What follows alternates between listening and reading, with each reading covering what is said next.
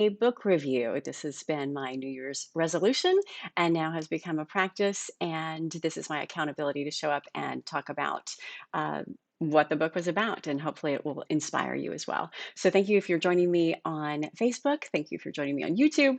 And thank you if you are joining me on Amazon Live. I'll put this review book in the carousel as well as in the comment section so that you can choose it for yourself if you find that it inspires you. Today, I'm going to talk about the one and only incomparable Seth Godin. His book, This is Marketing, is a book that I read, first of all, well, listened to, first of all, on Audible, reread. I first was involved with his work a couple years ago.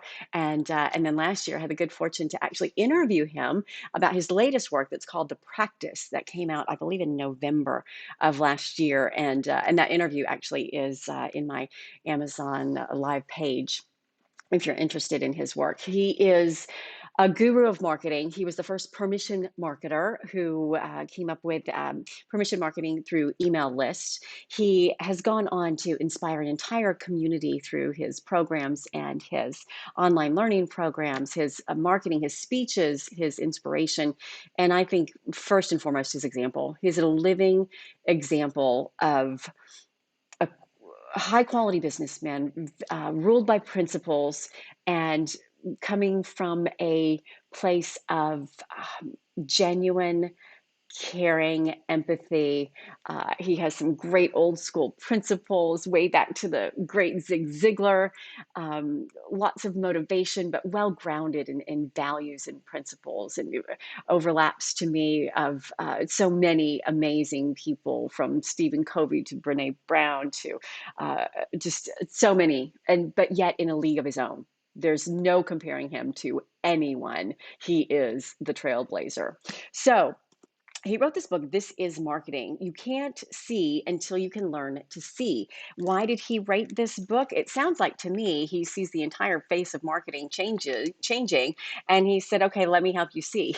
Let's help you get right to it. There is a chapter, I believe chapter 13, that if you want to do direct marketing and do the sort of standardized DR, kind of sell things, then that is, I think it's chapter 13, might be 14. I'll find it in here as we go through, but exactly how to, the how to chapter of Get That Done. So the book itself is divided into, what are we looking at? 23 chapters. And it really is kind of a story of, let's contemplate what is marketing. What's the difference between getting sales and seeking the change that you want to make? What is the difference in relationships and empathy? As far as marketing goes, to me, it is sort of a handbook of what was and what is and what could be to come, which is more along the lines of relationship and inspiration and community, the way I interpret it. So let's get right to it. So again, fantastic chapters. I'll give you just a sampling here. Marketers learn to see the smallest viable market instead of marketing to everyone. Who really cares about what it is that you're going to market? Who is it for is a mantra that he uses again and again and again. Who is it for? What do they care about? Instead of trying to sell people something that they may or may not want, how about you find the people who have a need that your product fills and sell it to them? Because at the end of the day, as Zig Ziglar said, selling is helping, right? At the end of the day. So I really find that there is so much that is fantastic about this in so many different ways. So no matter what it is that you like to market, what it is that you like to sell, I'm getting into some new ventures with some old friends. And I have to say, it's so exciting to overlap beautiful principles with helping people find things that they love and that will enhance their lives. So let's get to it. So, marketing is all around us, he says. From your very first memories to the moment before you open this book, you've been inundated by marketing. And isn't that true? I mean, as a television show host, selling products on television and internet for now more than 20 years, I can tell you, certainly that's been the story of my life and countless others whose lives I've worked with as peers and also touched through the products that we've offered. So, because marketing has been done for so long. We take it for granted occasionally. Want to say hello to Eduardo. Hi. Thanks so much for joining us on Amazon Live. I see you. I'm very grateful that you're here. And it says it's time to do something else with marketing. And I think that has become sort of the mission that Seth Godin has been talking about now for many, many years in his videos, in his works, in his seminars that he has. And this is marketing. He sums it up here in bullet points. I love Seth Godin's books because they're written in such an easily digestible way, whether it is linchpin, whether it is this is marketing, whether it's the practice. There's small little snippets that you can, like each one of them almost becomes an epiphany as you are going through the guidebooks. So he says marketing seeks more market share, more customers, more work. Marketing is driven by better service, better community, better outcomes. I love, Eduardo, you saying you really enjoy these types of books. I'm so glad that you're here. Marketing creates culture, status, affiliation, and people like us. It has become a mantra, I think, because I am very much a student of Seth Godin's work. He says, it's for people like us. Who are the people like us that are doing things like this? Most of all, marketing is change, he says, changing the culture, changing your world. It elevates the concept of marketing to a whole new level, right? It's about touching lives and selling with integrity. And because at the end of the day, selling is really about sharing, right? Isn't that the great word of Zig Ziglar back in the day? Marketers make change happen. Each of us is a marketer, and each of us has the ability to make more change than we imagined. Our opportunity and our obligation is to do marketing that we are proud of. So it's not just about selling more, it really is about serving and community. And I think if anything this last year has taught us, it's about slowing down and finding solutions, whether that solution is a product, whether it's a service, whether it is a community that or a company that you want to get involved in. It really is about solutions. And I really love this right off the bat. He talks about how tall is your sunflower. So in general marketing, right? It's like how tall, how big, how much can you overshadow the other flowers in the garden, right? It's kind of a traditional marketing mindset. But he says, wait, think about the sunflower and all the roots that it takes to go deep and strong so that it can come out and flower and blossom and tower. And that's what I think is the meat and potatoes, if you will, the roots of the flower, the roots of marketing. He's like, let's get those roots nice and strong. Let's be people of integrity. Let's find a community of people that want whatever that product or that service is that you are going to be offering. So he says it's not going to market itself. The best ideas aren't instantly embraced. Even ice cream sundae and the stoplight took years to catch on. But there's a lot of noise and a lot of distrust. Change is risky. People are afraid of it, right? Marketing isn't just selling soap. He talks about when your boss asks when you ask your boss for a raise, you're marketing. When you raise money for the local playground, you're marketing. And yes, when you try to grow your division at work, that's marketing. And he says for a long time during the days when marketing and advertising were the same thing, marketing was reserved for vice presidents with a budget. But now it's about us. He says, now it's about you. You've built something amazing. You have a living to make. Your boss wants more sales. That nonprofit that you care about needs to raise more money. The candidate is polling poorly, and you want to help. You want the boss to approve your product or project. Why isn't it working? If creating is the point, if writing and painting and building are so fun, why do we even care if it's found and recognized and published? because we want to be of service, right? Marketing is the act of making change happen. So if you have ever thought about marketing, if you've ever thought, what's the difference between advertising and marketing? What's the difference in direct marketing? This book is for you. So I'll put it in the comments section if you're joining me on Facebook or if you're joining me on YouTube. If you're joining me here on Amazon Live, I'll put it in the carousel for you as well. So thank you for being here. The answer to a movie. Or let's start first of all with how to know if you have a marketing problem. You aren't busy enough. Your ideas aren't spreading. The community around you isn't what it could be. The people you care about aren't achieving what they had hoped. The list goes on and on for possibilities of needing to market better or more insightfully, more intrinsically. So he talks about movies and stories and unlocking the viewer or the producer, actor, or director. He talks a lot about gaining enrollment. And what does that mean? That means that people are on board with your product or service or idea or whatever the case might be because they want to be. And that, he says, is good marketing.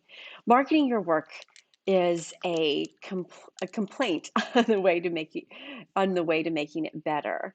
They say that the best way to complain is to make things better.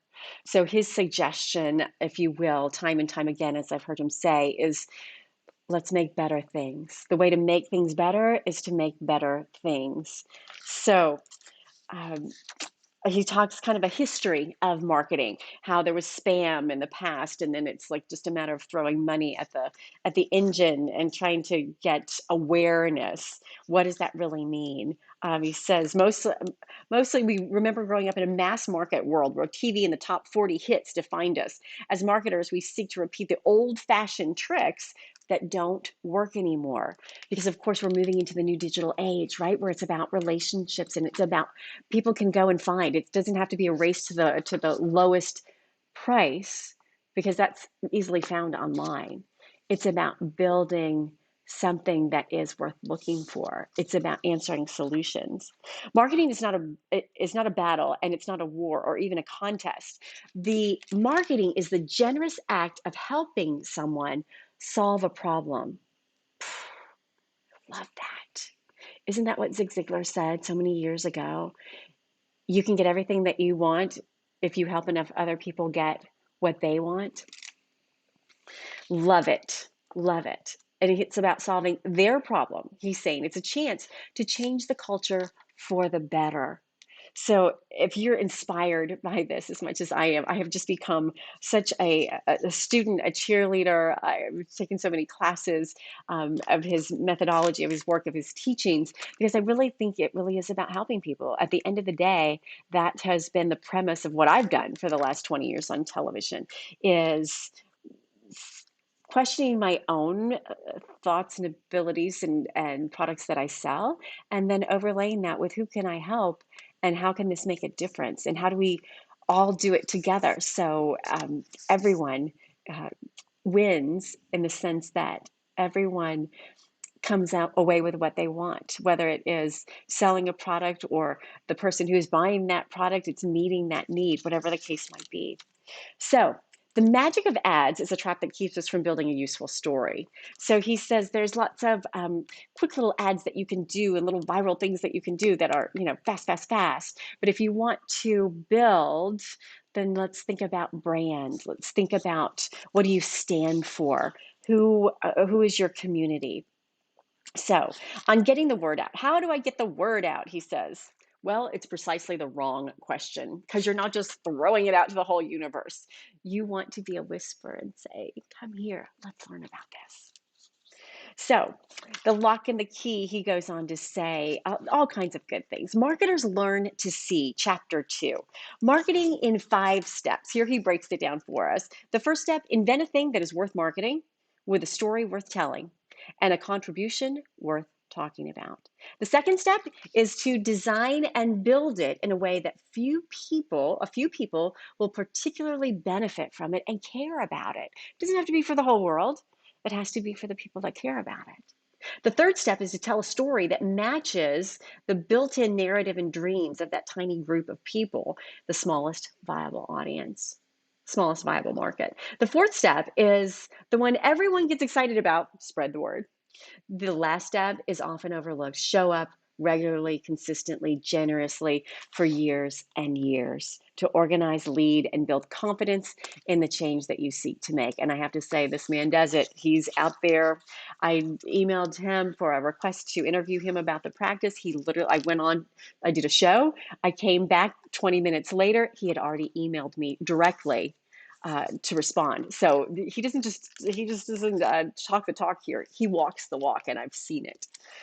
What promise are you making? When the marketer shows up with his or her message in whatever medium, it takes the form of a promise. If you do X, you'll get Y. That promise is often hidden. It can accidentally be set aside or intentionally camouflaged, but all effective marketing makes a promise. So he goes on to have us consider what that promise is. What is it going to do for the person who is involved? Thinking about better, he says. Better isn't up to you. He says there are more than 250 models of motorcycles available for sale in Cleveland. Can you name them? There's the same thing with ketchup or insurance or churches, you name it. So, how do we process this, remember this, or choose a product? We remember the best one.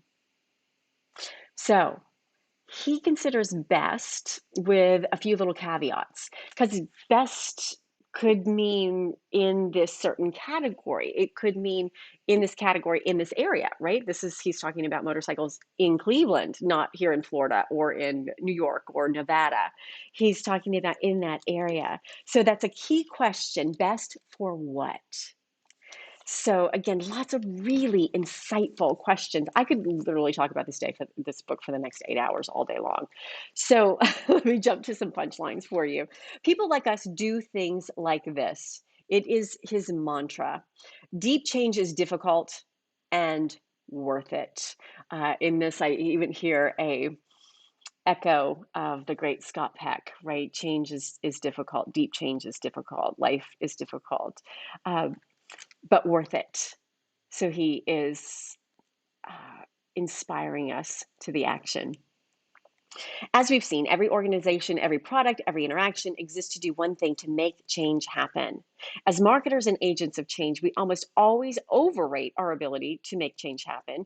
And that reason is simple: everyone always acts in accordance with their internal narratives. So he goes on here um, to give us the question of questioning yourself, right? What is your internal narrative? Because he says the clearer you can see, the clearer you can move forward.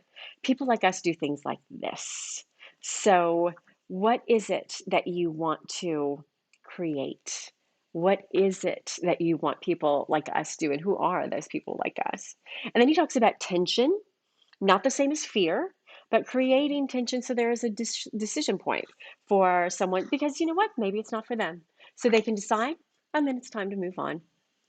So then perhaps you've seen the shift. Here's where he really gets down to the nuts and bolts. When you open this book, you probably said, I have a product and I need more people to buy it. I have a marketing problem.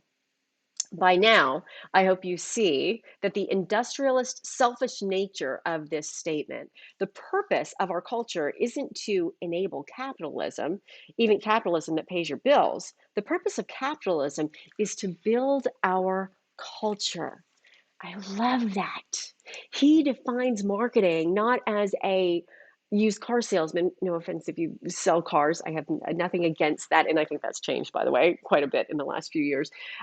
But it's about uh, finding passion, finding community, helping people solve real problems, whether it is wanting to feel beautiful by buying a gorgeous piece of jewelry, or whether it is wanting to, offer clean water to areas that don't have it. It is equally passionate in the journey and for the people who really care about that. So he goes on to talk about this shift that has happened. Once you know what you stand for, the rest gets a lot easier. And he says a glib reverse engineering of your mission statement isn't helpful. It's not about that. It really is more about being empathetic, being soulful, for lack of a better word. I don't think that's a word that he uses, but that is it conceptually, right? Doing things well. All right. So he talks again about so many different things and directions that we could take this conversation. Um, treat different people differently. He talks about small segments. Where is it that you want to go? Where is it that you want to take things? And then he talks about showing up with generosity. And this is one of my favorite parts of the book. How do you get permission in the first place? How do you connect with people who want to hear more from you? The worldview of those who care about new things that drives out to hear new voices, new ideas, new opinions. There's not a lot of there aren't a lot of these folks in your market, but there may be enough of them. And then he talks about really segmenting right down. You can transform your project by being remarkable. What makes it worth remembering? Do it well, do it with integrity, if you will. It's almost impossible to spread your word directly. Too expensive, too slow. To find individuals, interrupt them, enroll them one by one, it's a daunting task. But he says the alternative is to intentionally create a product or service that people decide is worth talking about. And that I love. So again, he calls it the purple cow, one of his earlier works. It's worth noting that whether something is remarkable isn't up to you, the creator. You can do your best, you can put it out there, but then he says, then it's up to the market to decide, right? If they remark on it, it's remarkable. And if they remark on it, the word spreads. If the conversations move your mission forward, then others will engage in your idea and the process continues. He talks about it as a slow drip process and but so worthwhile in the end. Okay, so as we summarize here, the truth about your funnel. It's not going to be a magical fountain of results. I hope it will, but it's pretty unlikely, he says. While there are plenty of happy people to sell you a miracle, a self running passive funnel of income, these magical funnels are rare. That's because the lifetime value of a new customer rarely exceeds the cost of running ads, the ads necessary to get a new customer. People are also distrustful and the web is cluttered, so ads rarely have the power to pay for themselves. So he talks about The Long Tail, a book that I read last year. Fantastic. An older book, actually, but still is relevant today, especially as now we're starting to see the effects of some of the work of long tailers that has been done years ago. And that is to stay focused day after day, year after year, and continue on your mission. So, really fantastic. And I just have to summarize by saying his work truly is remarkable. Marketing to the most important person. He talks about really living, if the time and money with a skill, you can tell a story that spreads, that influences people, that changes actions. That really is the key to all of it. So if you are somebody that has a message to spread, a product to share, something to deliver to the world, I would say and suggest that this book is for you. This is Marketing by Seth Godin. I have to say, there's more than an entire college course worth of information in this book. So if you love what you're seeing, let me invite you to pick it up in the carousel here on Amazon Live, and I will also put it into the comment section for your easy reference on both YouTube as well as Facebook. So that is going to conclude my time with you today, short and sweet, as I'm discovering some fun new ventures, and I'll keep you posted on those too. All right, happy Thursday, and I'll see you soon.